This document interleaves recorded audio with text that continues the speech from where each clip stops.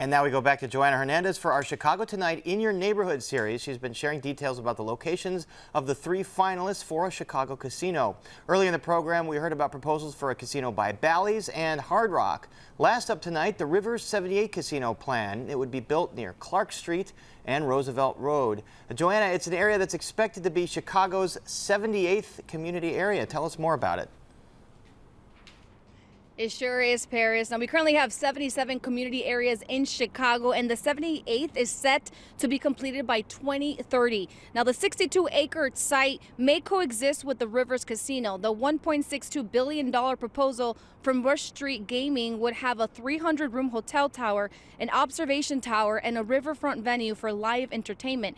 It's important to remember the original plans for that area were to build homes, a commercial retail corridor, essentially everything a neighborhood would need to thrive. So you can imagine some of the concerns people have with the new plan for the empty lot. And now there's a casino, makes it a lot less like a residential community. So how does that work? And then we also understand UIC has an academic center there, and UIC's academic center is going to be on the south end, and the casino is going to be on the north end. How do the two things fit? And we keep having questions about that.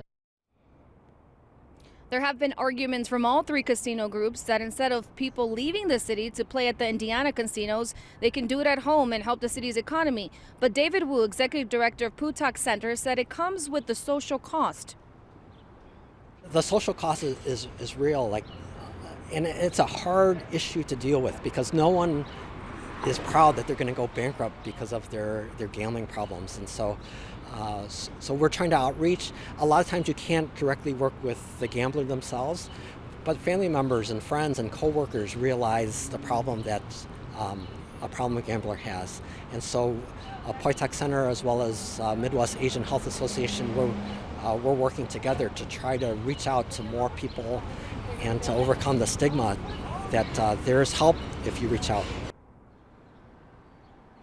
Wu talked about the long history Chinatown has had with gambling. In fact, the center he works at once was a merchant center for the city, but the owners lost the center because of gambling.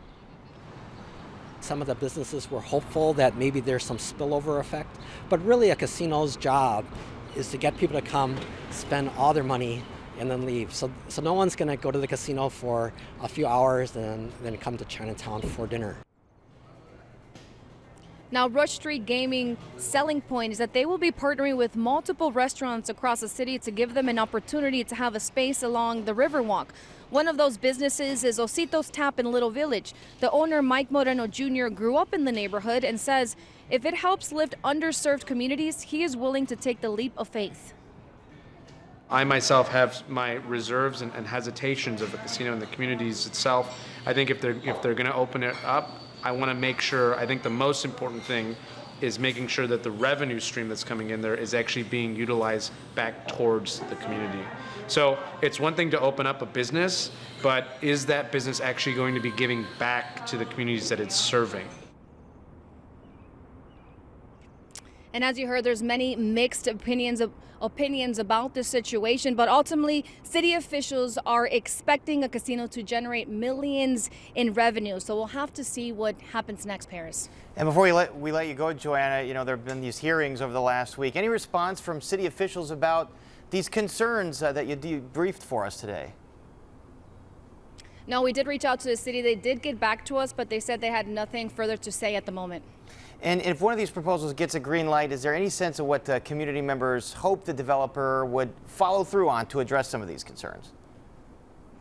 You know, Paris, the point here is that these community members really want to be heard. They want to be part of the process. They want to make sure if one of these casinos do get the green light, that they understand what's happening, that they listen to them, that the partners, investors are really understanding what these communities need. We also know, you heard from the Chinese American organization, they are actually hosting a town hall meeting at the end of the month where people from the neighborhood will be able to sit down with Rivers. They will be coming in there and they will be talking about their proposal and really hearing out the community. So that is really what is echoing here with what we heard throughout all 3 proposals, is that people want to be involved, they want to make sure they have jobs for minorities, and they want to make sure they have a seat at the table. Going to be an uphill battle for these three proposals to assuage some of these concerns from the communities. All right, Joanna, thanks very much.